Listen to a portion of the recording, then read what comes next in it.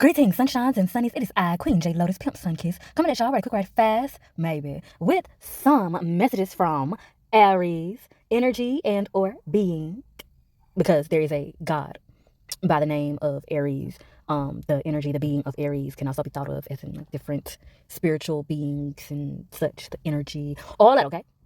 Covering all that, all right? So yes, and this is for the week. Messages from Aries for this week. So usually I do messages for the week, not for the week, okay?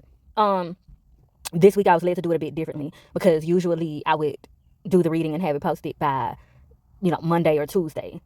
This time Spirit wanted me to come at the end of the week, start of the weekend type thing, kind of give some like hindsight messages, if you will. So yeah, keep that in mind as we go through.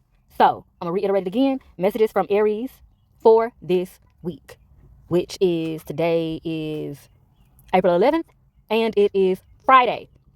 I'm not gonna count back. I'm not that good with I am literally dyscalculated, so I'm not gonna stress my brain trying to count that to see what date was Monday. Do with that what you will, Charge it to the game, not my heart, Anywho. Without further ado, we're going to go ahead and get into the specificity of these cards and messages. So from these messages from Aries, which, a little bit of background, Aries covers like the energy of war, destruction, battles, conflict, but it can also entail celebration, fun, things to be enthusiastic about, intense, passionate, creative, festive, social, connective type energy, social butterfly type energy. But this is the type of social butterfly that is not so much associated with the sign of Gemini. Aries social butterfly is more so definitely all in alignment with the concept of there being a time and a place for everything. So it's that mindset of we're going to socialize. It's going to be a great time. You're going to know that everything is everything. But don't think just because we socialize and that I got to like everything you do. I got to agree with everything you do. I got to laugh at all your jokes. I got to talk to you just because we in a room. That don't mean all that. I ain't got to do none of that. We socializing. Okay, so we don't understand the spectrum of socialization. Okay, so that is the energy of Aries, which is often why it's more associated with the energy of war, because often when you are not linearly comforting, people will say that you are problematic, that you're a drama queen, that you're difficult. They'll often say that you are antisocial, but that is not particularly true. And we'll explain a lot of that as we go throughout the reading. So the first card that we are working with and are going to cover is to the, you could say bottom left of them, and it is Tlaloc. Hoping that I said that correctly. Tlaloc, which is the Aztec god of rain, fertility, prayers, sacrifices. Okay, now pay attention to that, right? God of rain, fertility, prayers, and sacrifices. Okay, I want to zone in real quick on rain and fertility specifically, because water and fertility are two things that we often associate with femininity. Therefore it often gets pigeonholed to females, women, and gods of this nature are the clear and total implement that feminine energy is not exclusive to female beings. Okay, there are also masculine deities that have feminine energy. So if there are masculine deities that also have feminine energy, then surely that is a normality amongst humans as well, if we are extensions of deities. Okay. Do with that what you will, right? So zoning in a bit of the text, it communicates that Tlaloc was worshipped with fear from the fact that although he watered fields, he could also cause floods and droughts and summon lightning. That ties into like the concept of God can giveth and taketh it back. So just a quick little nugget here. What I tend to notice and what I feel like God is making me specifically more aware of to pass along the message and the realization is that specifically certain monotheistic, however you say it, those religions and spiritualities that are strict to there only being one God. Spirit has been enlightening me even more so to, and this is not to shame anyone, this is the message that's coming through, the detriment of that. Because you're limiting your understanding of your existence. If you're only having an understanding of one God. Okay? Because the thing is, facts are facts, and that's a theme amongst this reading here. Facts are facts. So regardless of what you're taught to believe, it doesn't stop whatever else is true from being true. So if you're committed to one belief when there are endless truths, then you are therefore limited. Okay? So I'm gonna stick a pin in that right there and continue on. So from the text, a message from the dead, as it is labeled and communicated, is pay attention and weigh the forces you wish to put in play, because they are like water. It can irrigate, but in excess can cause floods, and in absence, it can cause drought. So in observing the key terms of this particular card and deity, we have prayers, sacrifices, fear, water, irrigate, droughts, flood, currency, wealth, invest, rain. Okay? So all of those things exist in physicality, one way or another, as well as metaphysicality, one way or another. So beyond physicality, outside of physicality, whatever, what have you. As the text says, pay attention and weigh the forces you wish to put in play. You can think of those forces as the key terms. Those forces entail prayer, sacrifice, fear, water, irrigation, drought, flood, currency. Pay attention and weigh the forces you wish to put in play. So who is it that you're pursuing? What is it that you're pursuing? Why are you pursuing it? And what forces are you wishing to put in play for it? Okay? Because like water, they will either irrigate it, which, will be a healthy pouring into, bring about positive results, all of that. But in excess can cause floods, can cause catastrophe, damage, things to be all over the place, pouring into other things and people that you didn't intend to, that could eventually cause a drought. And in absence, it can cause a drought. So in absence can cause a drought, not only a drought as in physical dryness, but also a drought as in spiritual dryness, infertility on every dimension of the term. So the overall context of this card and what this deity is communicating to us through messages from Aries for this week is we are needing to play the long game. Think more so about long term. So many of us will have to use traumas that we've experienced and think about the long term, the long game that led us to those traumatic experiences. Use that to help you gain an understanding of how long term flows, how long term plays out, how little things build up to bigger whole things, and transmute it into your greater good. How can small victories, small investments, okay, small forces or small investments of forces put in play build up to bigger victories? And also acknowledging your power in making the decisions, the proportions, of the recipe that goes into your long game results. Okay? So in this, also being much more mindful of what you are praying for, being more specific and more competent and conscious in what you're asking for from the divine realm. Now that's a short and sweet read off for that card. Definitely do your own research on this being. I might leave the link to the source guide outline that I did for this reading for y'all, or just leave like little nuggets or whatever in the comments. We'll see, but definitely be sure to do your own research and your own meditations and channelings to see exactly how these messages apply to you, especially when deities specifically come out, because when deities come out specifically, it may not apply to everyone, especially if your heritage, culture, ethnicity, and all of that doesn't align with the culture and heritage of the deity that came out. And being the fact, this is an Aztec deity, so everybody may not be of Aztec, Native American, etc. descent type thing. Other cultures that tie to Aztec culture and all of that. So yeah. Moving on. And so now we move on to the Two of Cups, which is to the left of them, right above the Tlaloc card.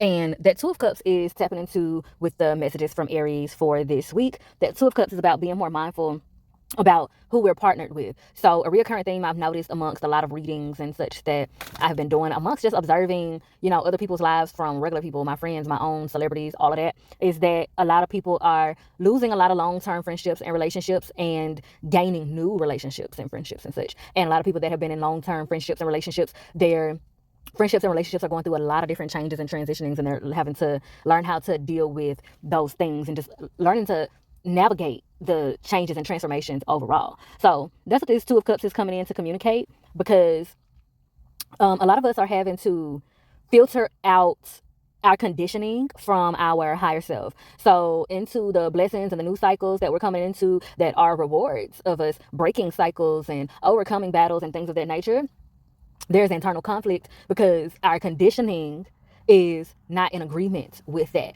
So, for instance, it is very similar to someone who has experienced nothing but toxic relationships all of their life. And then they finally get into a healthy relationship, the relationship they've always dreamed of. And their higher self is like, yes, I've always dreamed of this. This is the greatest thing. Like, oh my gosh, my prayers have been answered. But their conditioned self says, this is too good to be true. I don't deserve this. I got to fuck it up. Self-sabotage, self-sabotage, self-sabotage. Punish them. Bleed on them who did not cut you. Okay? So, that's a lot of things that are coming into question. You having to acknowledge and face the emotional exchanges that were not based in reciprocity. Also having to face the connections that you had where y'all seem like a power couple. Like both of you are powerful individually, you're powerful together, even more so. Or it seems as though you should be powerful together, but y'all can't agree on shit.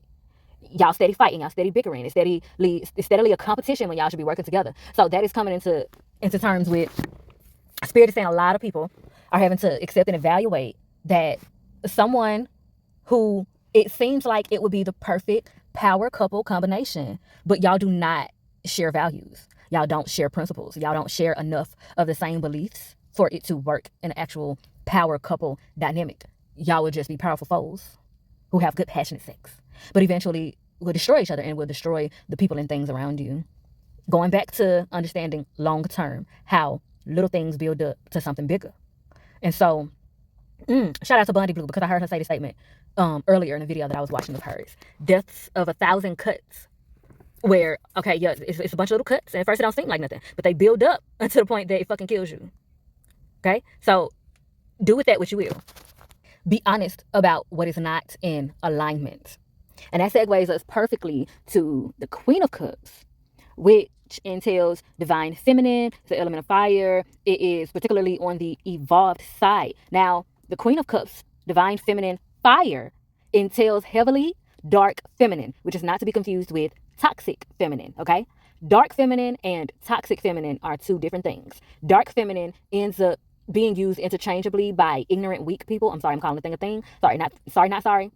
Spirit has me in a journey of calling the thing a thing unapologetically, okay? So,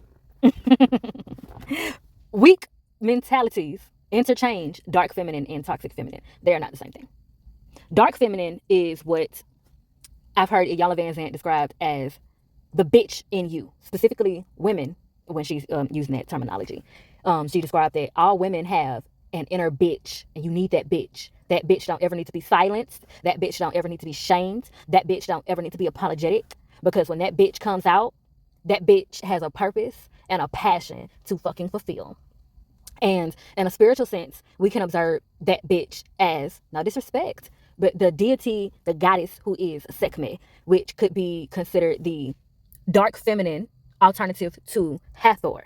And or you have Lilith, who could be considered the dark feminine alternative to Eve. Okay? Follow me. Pick up what I'm putting down. Do with that what you will. Do your own research. Okay? So ultimately it feeds into the quote that goes, please don't beat me up for specificities, okay? But it's a quote that says, well-behaved women seldom make change. In order to make change, you need that bitch in you. You need that dark feminine. In order to make divine, positive, powerful change, you need that dark feminine. Okay? So you need that feminine energy that is confident, that is courageous, that is nurturing and grateful and hopeful, faithful, all of that. But that is virtuous, assertive, direct, and also discerningly destructive. Can Catch them patterns, clock that T. So this week, and I'm also hearing this month of April, as well as May throughout October, a lot of significant stuff will be happening in the media that put women who leave toxic relationships, toxic marriages, toxic environments on blast, specifically for people to observe the way that other people respond to them. So an example that's being brought up to me is Bambi from Love and Hip Hop, Bambi from Love and Hip Hop and Basketball Wives, Scrappy's ex-wife. She left that marriage. Look at how that village responds to her, as opposed to the other women who ride or die for Scrappy. There's also something going on that I've been hearing a little bit about. I don't watch Married to Medicine or anything. I have watched some of the reviews, but I mostly just like hear little chatterings and stuff going on. Quad, her name is Quad from Married to Medicine. There seems to be this thing also where ever since she left her ex-husband, she gets attacked a lot. It's like this demonization of women who leave toxic marriages, toxic environments. And it's Queen of Wands energy is what I'm being given. Queen of Wands and Queen of Swords energy is what is being given. And it's feeding into the bombshell trope. And so Spirit is saying, research everything that I'm saying and observe the way that people are responding to those women. And some other cases that are up. And it's some other cases that are going to come up that nobody is expecting. I'm also hearing Cardi B. Some more stuff is going to come out about Cardi B and Offset's relationship. We're going to see more of Offset's family and women connected to him coming out and exposing stuff. Some stuff will be true, some stuff will be lies, some stuff will meet in the middle. But the whole thing of that is just to pay attention to how silent they were when the women were complacent and just smiling and grinning and handing that man a pen so he can write that check or do whatever it is that he's doing. Versus when the women start to leave what is obviously toxic environments, toxic relationships. Pay attention to how these people respond to them and the type of stuff that they're doing. Whether or not the stuff that gets exposed about the women is true or not, pay attention to the motives that are existing as to why people are attacking them. Because Spirit is wanting people to become more conscious and aware of not just how feminine beings are treated in this world and in this society, but also the detriments that come from that and the bad karma that is created from that. And with it, I wasn't even thinking about it, but with it, they're bringing up Kenya Moore. They're bringing up Kenya Moore and to observe the situation that is going on with her and to observe the roots of what is going on with her. Because I'm hearing, damn, this is random as hell. I was not expecting this at all, like for real. I'm hearing Bravo is making an example of her, but the Divine Realm is making an example of her because there's this general consensus theme message that the Divine Realm is spitting out that y'all are not fixing to keep playing on the tops of Mother Earth, Mother Fire, Mother Air, Mother Water, Mother period. Mother Nature, Mother Divine is sick of y'all shit. She is sick of y'all shit. She is sick of y'all shit.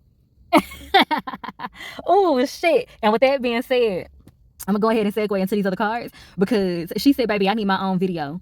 And okay, we're gonna work that out. We're gonna work that out. I promise. We're gonna work that out. So let me get on here through this video. And so through this segue, the integration of the messages from the Queen of Wands with these next cards that I'm about to read off, it comes to questioning of what is fueling your sense of power, confidence, courage as an individual, as a woman, as a man in tune with their feminine energy, whatever, what have you. What is fueling and or damaging your divine feminine energy?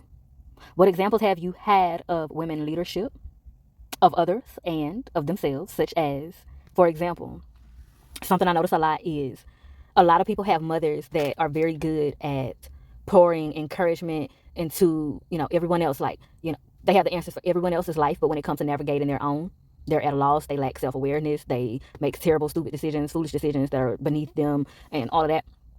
So that being said, I'm going to ask that question again there. What example have you had of women leadership, them leading others, and them leading themselves?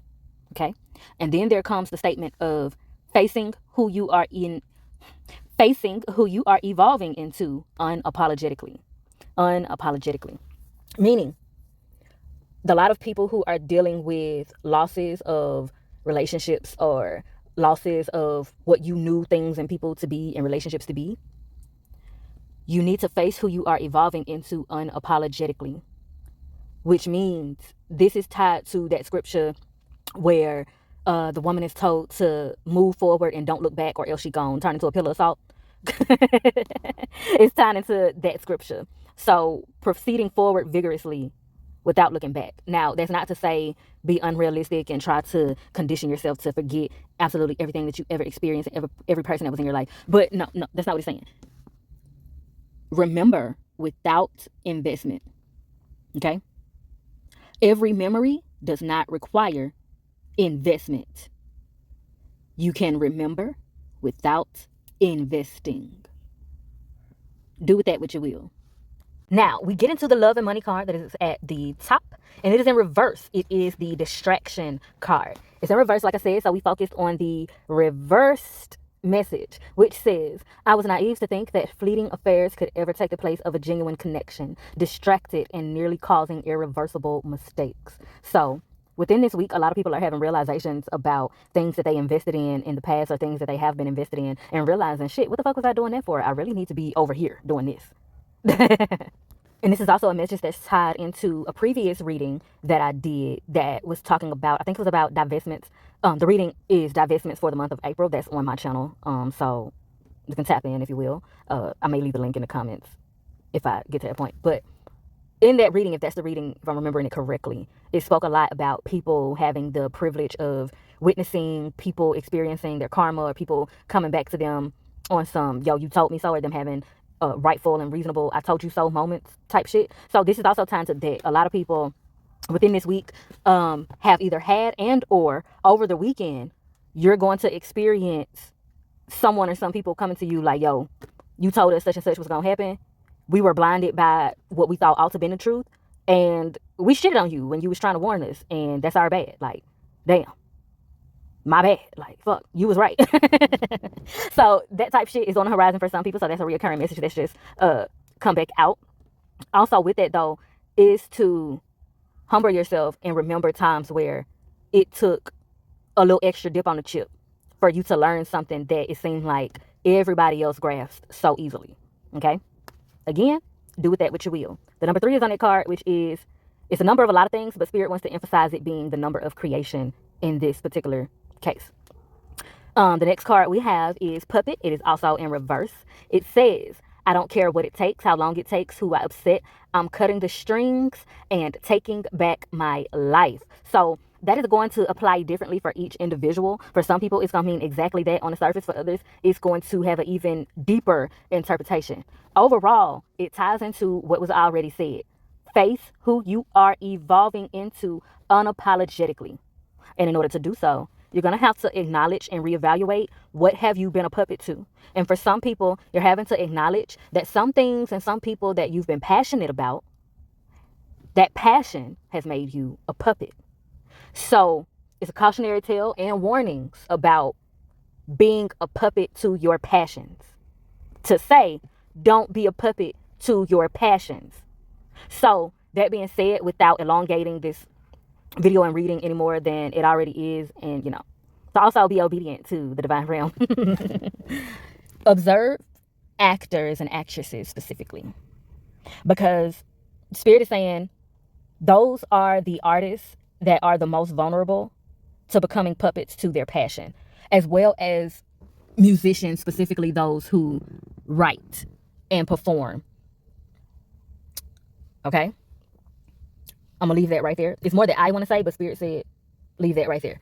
So the final card that we have here, last but not least, is speculation, and it is out right side up. So we're going to focus on the right side up messages, which say chasing quick gains and ignoring long-term stability, overestimating potential returns, and underestimating risk. So this goes back to all of those messages concerning prioritizing long game, thinking more long term as opposed to just the moment. Okay, so take more time out to question everything.